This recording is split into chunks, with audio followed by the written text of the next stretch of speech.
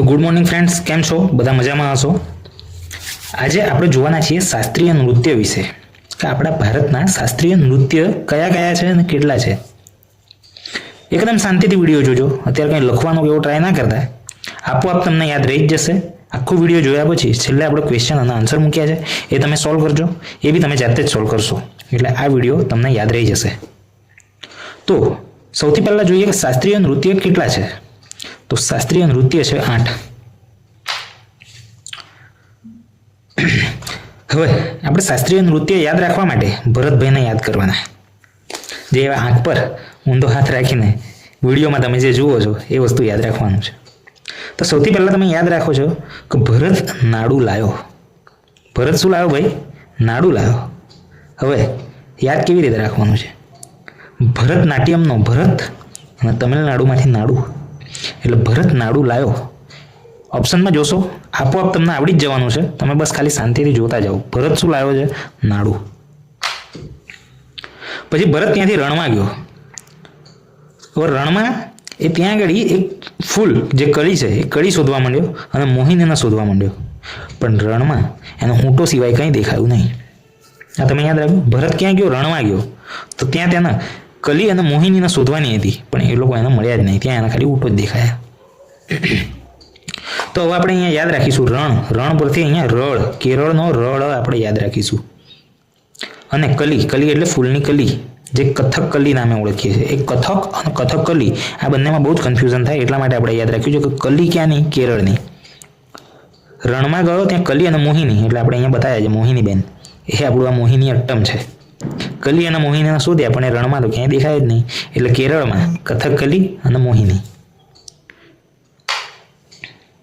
પછી એ ભરતભાઈને ભાઈ હવે તરવાની ઈચ્છા થઈ, પણ કોઈ દિવસ તરેલો હતો નહીં એટલે થાકી ગયો. તો એની પરથી યાદ રાખીએ છીએ આપણે થાકી ગયો. એની પરથી કથક, થાકી, કથક અને તરવાની ઈચ્છા, એટલે એની પરથી ઉત્તર પ્રદેશ. ઓપ્શન આવશે એટલે તમે આપોઆપ જ કાઢી નાખશો ભાઈ. તરવાની ઈચ્છા થાય એટલે થાકી ગયો. કથક, ઉત્તર પ્રદેશ. સિમ્પલ.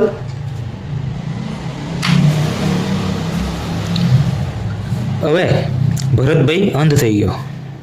પછી એને પૂરી તળવા આપી, પણ એણે પૂરી હતી તે કાચી પૂરી તળી નાખી. યાદ રહ્યું? ભરતભાઈ અંધ થઈ ગયો, એને પૂરી તળવા આપી. તો આંધળો હતો એટલે એને બરોબર દેખાતું તો હતું નહીં, એટલે એણે કાચી પૂરી તળી નાખી. તો આજે કાચી પૂરી પરથી આપણે યાદ રાખીએ કુચીપુડી, એટલે કે કાચી પૂરી. અને અંધ ઉપરથી આપણે યાદ રાખીએ છીએ આંધ્રપ્રદેશ. સિમ્પલ ને સટીક યાદ રહી જ ગયું તમને. ઓપ્શન આવશે એટલે તમને આપોઆપ ખબર પડી જશે કે આ ભાઈ તમને યાદ રહી ગયું છે. અંધ હતો, એણે કાચી પૂરી તળી નાખી. પછી હવે એનો ભાઈ આંખો નાખી આપી, એટલે છત્રી સામે જોવા લાગ્યો. આંખો નાખીને એણે પહેલું કામ શું કર્યું? છત્રી સામે જોવા લાગ્યો. બરોબર. તો આની પરથી હવે તમને આપોઆપ યાદ રાખ્યું. છત્રી, છત્રી એટલે ક્ષત્રિય, અને સામે એટલે આસામમાંથી સામે કાઢી નાખે, એટલે એ રીતે આસામ, એ રીતે યાદ રહે. છત્રી સામે, આસામ. ઓપ્શનમાં તમારે આપોઆપ નીકળી જશે. ક્ષત્રિય ક્યાંનું છે? આસામનું. છત્રી સામે. અને આ બે તો સિમ્પલ જ છે. ઓડિસી છે એ ઓડિશાનું છે, અને મણિપુરી છે એ મણિપુરનું છે. એ બે અહીંયા પતી ગયા. હવે ક્વેશ્ચન આન્સર સોલ્વ કરવાના છે, અને અહીંયા આગળ તમારે જાતે જ યાદ કરવાનું છે. હું તમને યાદ કરાવું છું. ભરતનાટ્યમ કયા રાજ્યનું શાસ્ત્રીય નૃત્ય છે? તો ભરતભાઈ પહેલાં નાડું લઈને આવી ગયા હતા, એ આપણે યાદ રાખ્યું. એટલે અહીંયા આપણને નાડાવાળો એક જ ઓપ્શન દેખાય છે, ઓપ્શન બી, તમિલનાડુ. સિમ્પલ. પછી કથક નૃત્યનો ઉદ્ભવ કયા રાજ્યમાં થયો?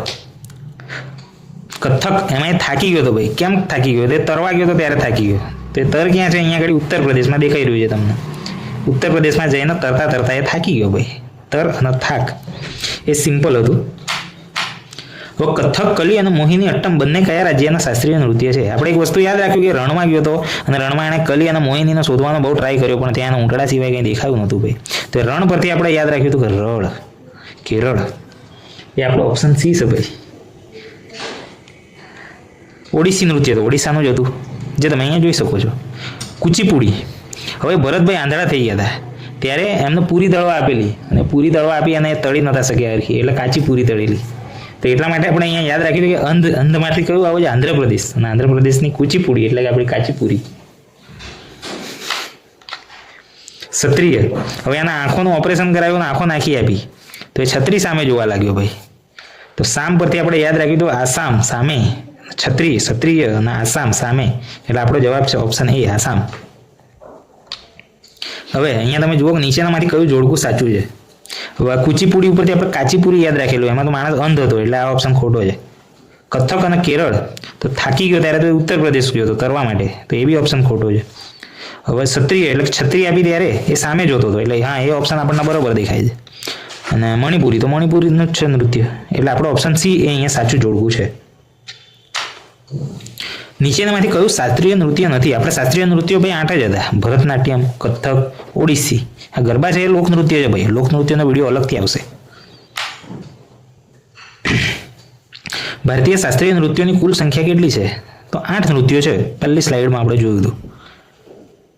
બસ, તો આજના વિડીયોમાં આટલું જ. આ આપણી યુટ્યુબ ચેનલ છે, એને તમે પહેલાં તો સબસ્ક્રાઇબ કરી લેજો અને બેલ આઇકન પ્રેસ કરી લેજો, એટલે જો નવા વિડીયો અપલોડ કરીએ તો એની અપડેટ તમને ભાઈ તરત મળી શકે. અને આ રીતે બીજી જીકે ટ્રિક્સ જોઈતી હોય તો કોમેન્ટમાં જણાવજો કે તમને કયા ટોપિક માટે જીકે ટ્રિક્સ જોઈએ છે. Thank you.